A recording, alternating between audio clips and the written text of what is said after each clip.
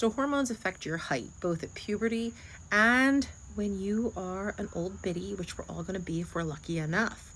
But nobody's telling you why this has happened, what your projected heights could be in your youth, and then why you're going to shrink later on. Hi, I'm your local OBGYN. I love women, and let's talk about this. So the interesting thing about your height is that it's very hormonally dependent. And what I know as a gynecologist, and a lot of my pediatric friends are going to know this one too, is that you will continue to grow in height as a female when your growth plates are open, and they kind of remain open until puberty. And what I will tell a young woman is that once they have hit puberty, you are kind of guesstimated to be at about 95% of your total adult maximum height. And the pediatricians can use a calculator about mom and dad height and kind of averaging it together. And if you're a boy or girl, what your projected height's going to be.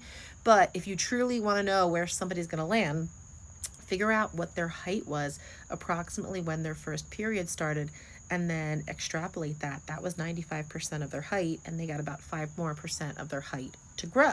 What the estrogen does is it closes down some of those growth spaces, and it really starts to increase the density of your bone for the next several years, up until somewhere around age 19 or 20.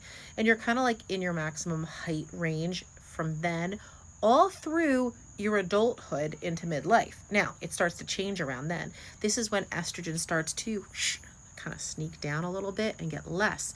And when that estrogen goes down, your bones are actually getting a little bit weaker. And with that weakness, it's not just posture and things that go along with like muscle loss when estrogen goes down, but it's also that you can get a little compression of the bones, especially ones that contribute to height, like your spine and your long bones over time, so you can actually shrink when the estrogen goes down.